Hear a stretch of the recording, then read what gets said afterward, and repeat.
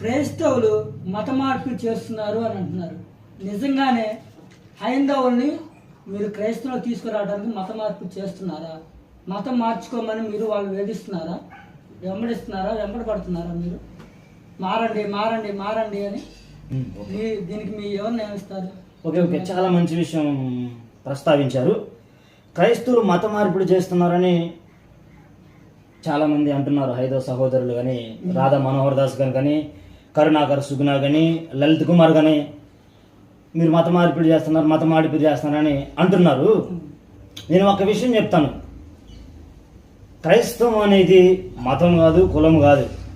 క్రైస్తవం అనేది ఒక మార్గం అండి. ప్రత్యేకంగా యేసు ప్రభు చూపించిన ఆ పరలోకానికి చేరగలిగే ఒక మార్గం. కానీ దీనిలో మతము, యేసయ్యకి, యేసు ప్రభుకి, దేవుడికి మతం లేదు, కులం లేదు, ప్రాంతం లేదు, అంటే రంగు భేదం ఇవేంటి ఏమి లేవు. మీరు ఎలా చెప్పగలుగుతారంటే, ఒకసారి మనం అపోస్తుల కార్యంలోకి వెళ్దాం. అపోస్తుల కార్యంలో 10వ అధ్యాయం 36వ వచనం ఒకసారి చదువుతారా? యేసుక్రీస్తు అందరికి ప్రభు. చాలు, చూడండి. అపోస్తుల కార్యంలో 10వ అధ్యాయం 36వ వచనంలో యేసుక్రీస్తు అందరికీ ప్రభు అని చెప్పారు. ఈ మతం వారికే ప్రభు, ఈ కులం వారికే ప్రభు, ఈ ప్రాంతం వారికే ప్రభు అని ఎక్కడా చెప్పలేదు. యేసుక్రీస్తు అందరికీ ప్రభు అన్నప్పుడు ఇది మతం ఎలా అవుతుంది? యేసయ్య చూపించే ఒక జీవం గల పరలోక మార్గం అని ఎందుకు అనుకోవట్లే వాళ్ళు? పెద్దలైనప్పటికీ జ్ఞానం లేదు. దీన్ని ఒకసారి మీరు గమనించాల్సింది. అంటే అవివేకంతో మాట్లాడుతున్నారు అంటారు. అంటే మరి వివేకం లేకుండా మాట్లాడుతున్నారు. ఎప్పటికీ ఇది మతం కాదు, మార్గం అని గమనించాలి ప్రతి ఒక్కళ్ళు కూడా. ఓకే, మీరు వెళ్ళి మీరు సువార్త ప్రకటించాల్సినంత అవసరం ఏంది? ఎక్కడికి వెళ్ళి?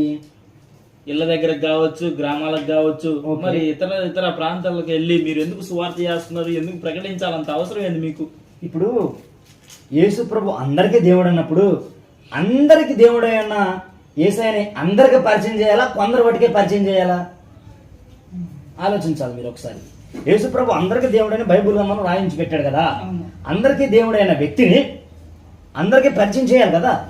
మా వాటికి మేము యేసు ప్రభుని తెలుసుకొని గుర్తించి యేసు ప్రభు మార్గంలో నడిస్తే సరిపోతుందా?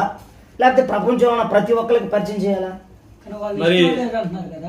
వాళ్ళ ఇష్టం బోధించొద్దు, చెప్పొద్దు, యేసు గురించి మాకు అక్కర్లేదు, ఇలా మాట్లాడుతున్నారు కదా. అయినా మీరు ఎందుకు మీరు చెప్తున్నారు? ఓకే, మీరు గమనించాలి.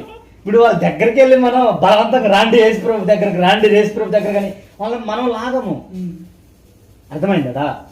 ఏసే మార్గము, ఏసే సత్యము, ఏసే జీవం అని ఏసు జీవం గల మాటలు వాళ్ళ దగ్గర తీసుకెళ్తామంతే. వాళ్ళకి ఏసుని పరిచయం చేస్తామంతే.